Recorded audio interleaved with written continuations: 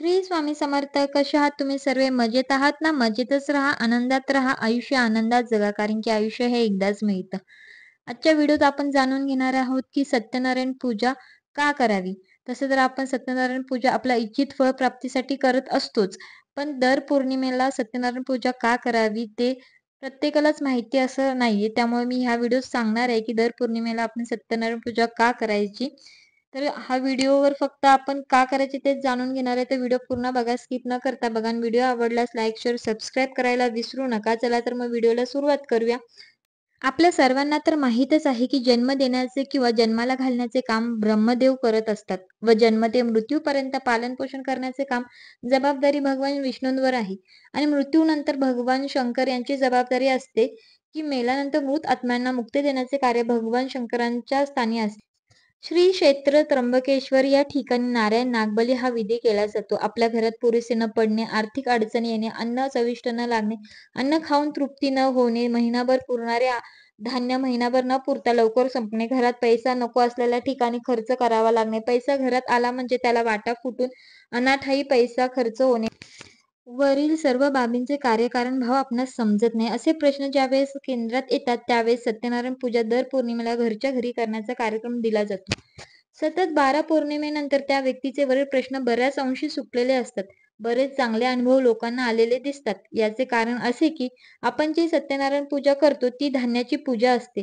जुनी मंडळी अशी म्हण म्हणतात की घरचे धान्य सरत नाही व विकतचे धान्य पुरत नाही, कारण विकतचे धान्य आणलेले आपल्या घरी आल्यानंतर आपण ते खातो. त्यावर जाणकार मंडळी असे म्हणत असतात की ओकलेले खाल्लं तर एक वेळेस ते चालेल, परंतु टोकलेले खाऊ नये. जैसे खावे अन्न वैसे उपजे मन. या सर्व गोष्टी आपल्या कुटुंबावरती व आपल्यावर किती वाईट परिणाम करू शकतात. घरातील माणसे एकविचाराने न राहणे, घरात अन्नधान्य पैसा पुरे न पडणे, या सर्व गोष्टींचे मूळ आपल्याला या ठिकाणी दिसून येते. म्हणून आपल्या पूर्वजांनी फार बारीक अभ्यास करून घरच्या घरी पौर्णिमेला सत्यनारायणची पूजा करण्याची प्रथा याचसाठी घालून दिली आहे. आपल्या घरी असलेले धनधान्य पालनपोषणाची जबाबदारी भगवान विष्णू यांच्याकडे असल्याने भगवान विष्णूंच्या अधिष्ठानात घरातील धान्य व पैसा सत्यनारायणच्या पूजेच्या माध्यमातून जर आपण पूजून घेतला तर त्या पैशाचे आणि धान्याचे सर्व दोष नाहीसे होतात. तसेच तो पैसा धान्य पैशात पैसा टाकल्यास त्याला बरकत राहते.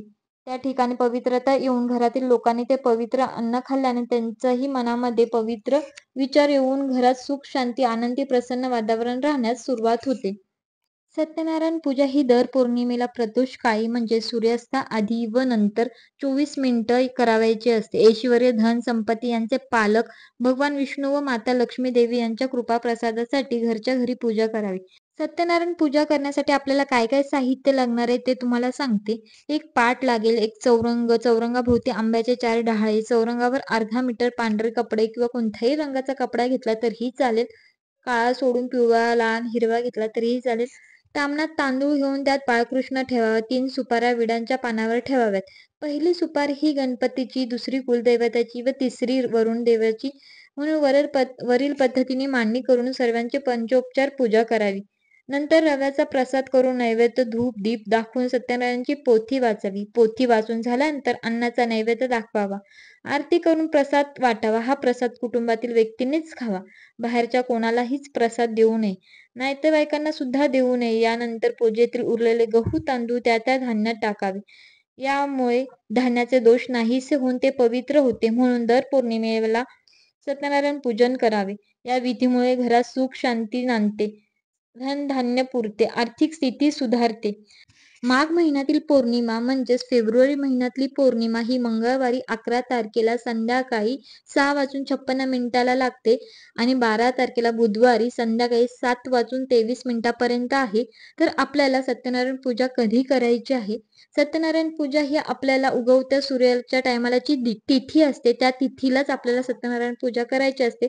म्हणजे 11 तारखेला संध्याकाळी लागणार आहे म्हणजे सूर्याने पाहिलेली नाही. 12 तारखेला सूर्याने पाहिलेली आहे म्हणजे आपल्याला 12 तारखेलाच सत्यनारायण पूजा करायची आहे. सत्यनारायणची पूजा कशी करायची, मांडणी कशी करायची, खूप सोपी आहे. ते सर्व आपल्या चॅनेलवर आहे. सत्यनारायणची पूजेची मांडणी कशी करायची, उत्तर पूजा कशी करायची, ते सर्व आपल्या चॅनेलवर तो व्हिडिओ आहे. तर तो व्हिडिओ तुम्ही बघू शकता. आणि मी सत्यनारायणची पूजा करत आहे. मला अनुभव आलाय, मी अजून अनुभव घेत आहे. तर तुम्ही सुद्धा सत्यनारायणची पूजा करा, अनुभव घ्या. नैवेद्य दाखवताना आपल्याला पळीने नैवेद्याच्या भोवतीने पाणी फिरवायचं आहे 3 वेळा आणि 3 वेळाच काहीतरी मंत्र सुद्धा म्हणायचा आहे आणि नैवेद्य मंत्र सुद्धा म्हणायचा आहे आणि उत्तर पूजा करतानाही आपल्याला एक मंत्र म्हणायचा आहे. उत्तर पूजा करताना आपल्याला हातामध्ये तांदूळ घ्यायचंय आणि तांदूळ हातात घेऊन एक मंत्र म्हणायचा आहे आणि तो मंत्र म्हटल्यानंतर ते तांदूळ आपल्याला पूजेवर स्वाहा करायचं आहे. पण तांदूळ पूजेवर स्वाहा करायच्या आधी त्यातली बाळकृष्णाची मूर्ती आहे ती आपल्याला देवघरात ठेवायची आहे आणि मगच ते तांदूळ आपल्याला पूजेवर स्वाहा करायचं आहे. ते मंत्र मी तुम्हाला डिस्क्रिप्शन बॉक्समध्ये देणार आहे, तर डिस्क्रिप्शन बॉक्स सुद्धा चेक करा आणि व्हिडिओ आवडल्यास लाईक, शेअर, सबस्क्राईब करायला विसरू नका. चला तर मग आपण सर्वजण घरच्या घरी दर पौर्णिमेला सत्यनारायण पूजा करूया आणि छान छान अनुभव सुद्धा घेऊया. मी तर अनुभव घेतच आहे, तर तुम्ही सुद्धा अनुभव घ्यावी अशी माझी इच्छा आहे आणि तुम्हालाही नक्की अनुभव येणार यावर माझा विश्वास आहे. तर नक्की तुम्ही अनुभव घ्या आणि तुमचे अनुभव मला कमेंटद्वारे नक्की कळवा. अशाच एका नवीन व्हिडिओ सोबत पुन्हा भेटूया आणि आतासाठी श्री स्वामी समर्थ. जय जय स्वामी समर्थ.